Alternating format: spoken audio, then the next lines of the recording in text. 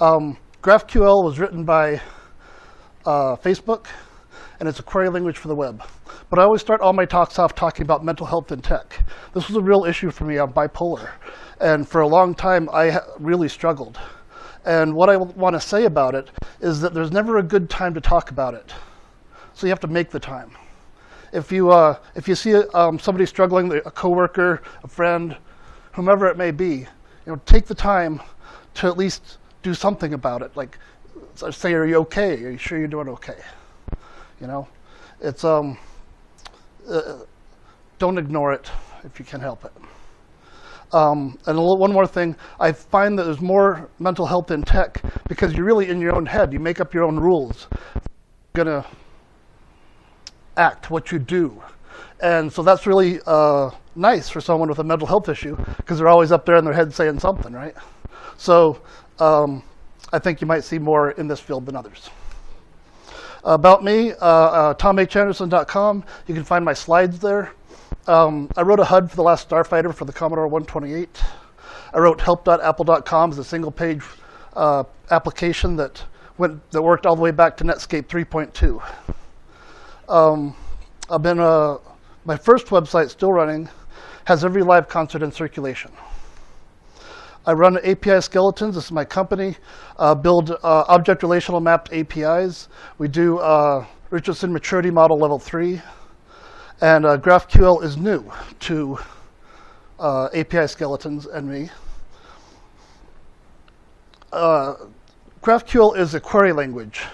So before GraphQL, the most common query language was this SQL. Everyone's used this. It's a whole language you have to learn in order to be a developer. And that's not really who we are today.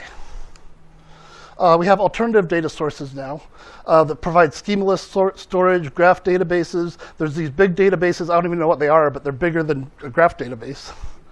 And this kind of stuff is what we see working today.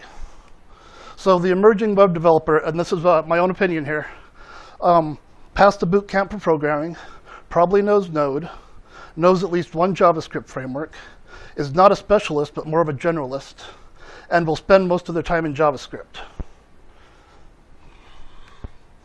So GraphQL, created by Facebook, it does not mean that it's for graph databases. GraphQL is a language that just shares the name graph. Any data store can implement GraphQL as an alternative query syntax. The syntax is very JSON-like, making it similar enough for an emerging developer to deal with it. There's a couple tools that work with GraphQL. These are graphical and chromical. I'll be using those here in a minute. But it has a type-ahead interface. And with GraphQL, part of the syntax is the introspection. So it tells you what it can do. I don't have to give you a book that says this is my schema, this is my tables, these are my queries, this is how you query it.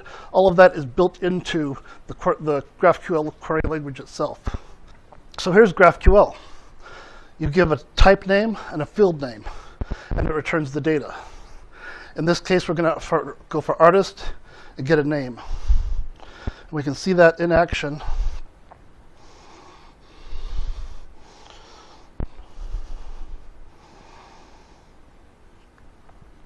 Here, artist, and you can see the query I made here. Artist ID abbreviation name. And that pulled back 4,000. It's just the number I have limited right now.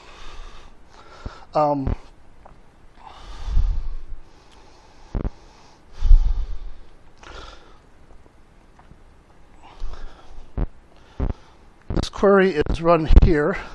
This is my scope of Angular. I'm still on version 1. And you can see the query right there as you saw it. And that's sent off to the GraphQL endpoint. And that's all there is to that. Now from here, I can click on a detail. I'll make a more complicated query. Say, here I alias the query as a year. And I have an artist query here and an artist query here. So I'm making multiple queries in the same request. I'm doing a filter of 2, which is Grateful Dead. Then I do that, my ID, name, performance, and then I filter for a distinct year here. Then I do a second query to get the data. And we see the Delta Center shows from 95 there at the top.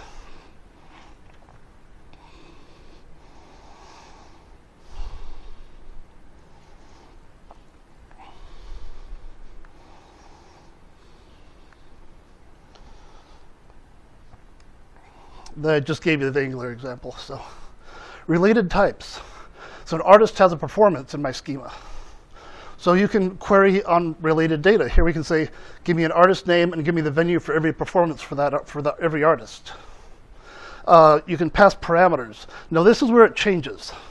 Every implementation of GraphQL is different in how the parameters are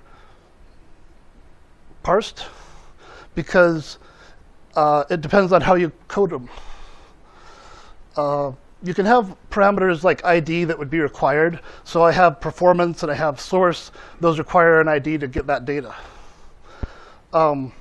Here, performance, ID2. But the artist doesn't have that. So let's go to parameters here. I'm going to jump ahead to this slide. I have a quick question. Yeah. So does that mean that GraphQL is not a standard like SQL is? Or is it pretty close?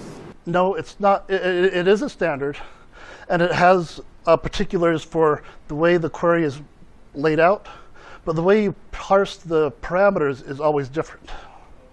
Okay, so this is what I enable in my parameter parsing. You can specify a field name, equals, not equals, greater than, less than. You see the list just goes on and on. Then you can do a skip and limit for pagination. So here we have artist filtering the name for the Grateful Dead. Here we have every performance by the Grateful Dead in Utah. And I'm going to show you this one.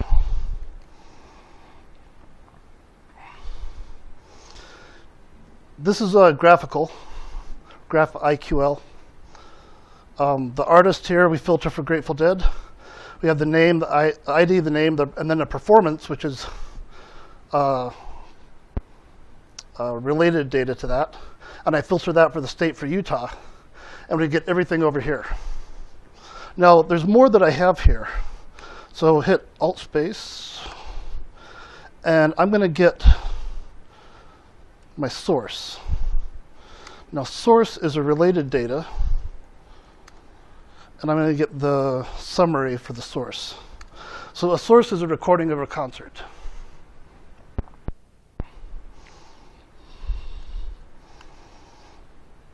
Now I have every recording for every Grateful Dead show in Utah. And we'll jump down to the bottom one, 221.95. You can see there's 4 sources listed here. I could add my ID in here for the summary, get that specific information so that we now have a reference to it. And you can see the source ID.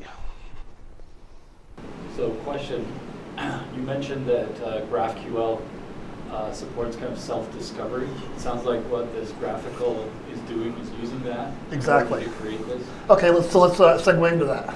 Okay. Here on the right, we have our schema. It starts with a query. And I have 3 endpoints here. I have an artist, a performance, and a source. I have the filter here, which is uniquely named. Now I have to talk about the way I architected this. I'm using Doctrine, which is an object relational mapper, and all the relationships are already mapped in Doctrine. So I simply follow those mappings to create the GraphQL interface. So I have to name everything uniquely, and I have to use namespaces. So DB entity is my namespace, artist is the entity, filter is the filter that is built for that, that point. So I'm going to start with the filter. And you can see it's completely like documented. And it has name, has icon, created at. It has to have everything has to be strongly typed. So if there is a way to filter it, it has to be strongly typed and have a particular piece for each one.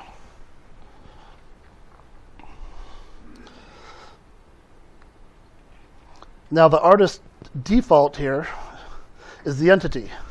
So here we have their name, their icon, created at, abbreviation. Are they tradable? And a description. And then down here we have everything that's related to them.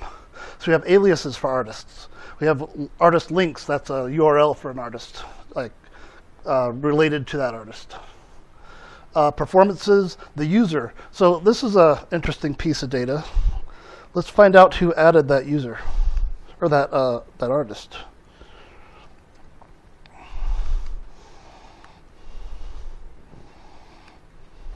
Me. I did this in 1999, and the site's still running. So there we have the user, and this is something as a back-end developer I would never guess that you would want to get the user at the same time in this way. So GraphQL gives you the ability to query the database as you need it, not as I give it to you. So we have artist groups and, of course, performance. Let's dig into performance. We have set 1, set 2, set 3, description. And you can traverse the entire, everything I give you. I filter out parts of the schema here. For instance, when you look at a user, the user default has a name, ID, that's all. That's all I'm going to give you. But that's what you get. Kind of neat. Let's go back here to see filtering related types and extended filter types are like ends with, less than or equals to, not equal to Dave Matthews Band, one of the better queries.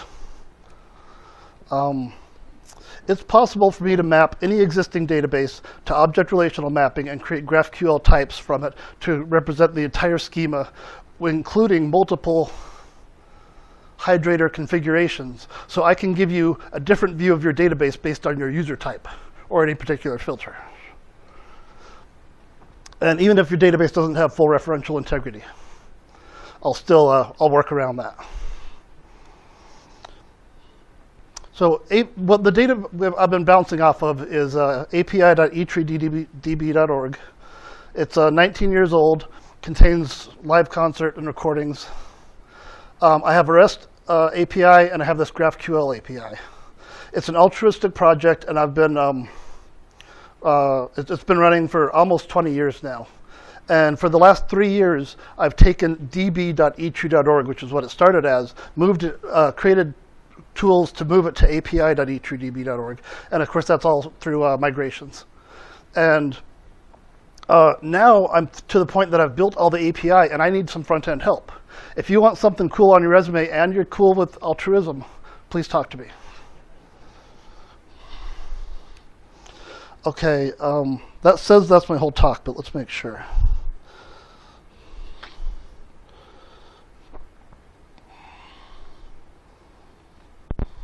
I'm going to leave this up if you want to browse it, etreedb.org. It has the queries that I'm using here, so you can like really dig into those and see what it is. Chromical, you can find here on Chrome. And here's my not equal to Dave Matthews Band query.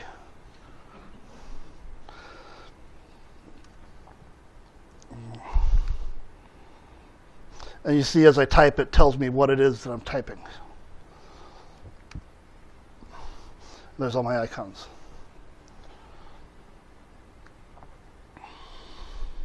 So you mentioned GraphQL, but you also have the ChromaQL. Yes, the ChromaQL is what I've been using here, which is built right into Chrome.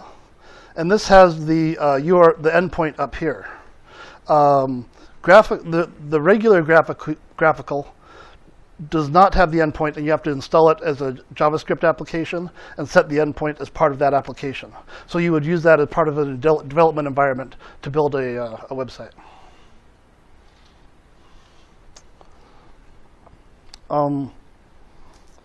So I want to make one more point here.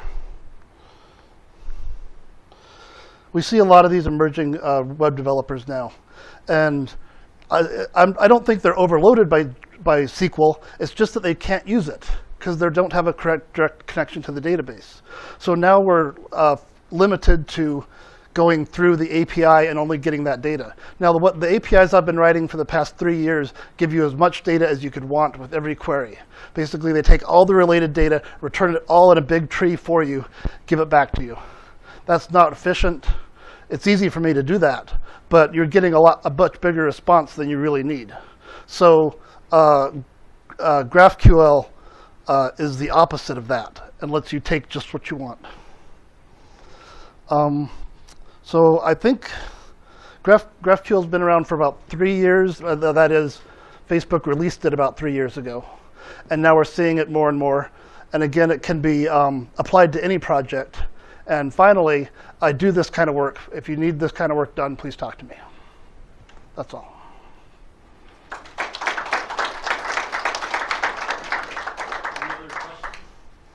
Does anyone have any other questions? What do you use it on the PHP side to generate the API? I wrote it myself, and it's ZF Doctrine GraphQL.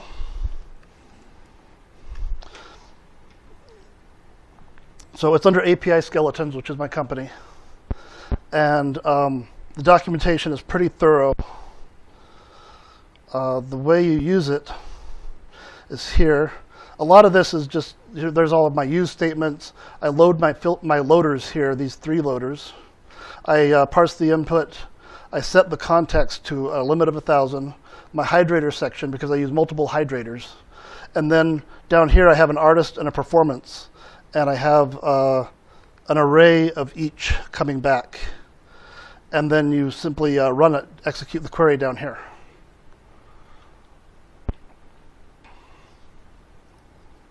The architecture of how I did this, I think, is pretty neat.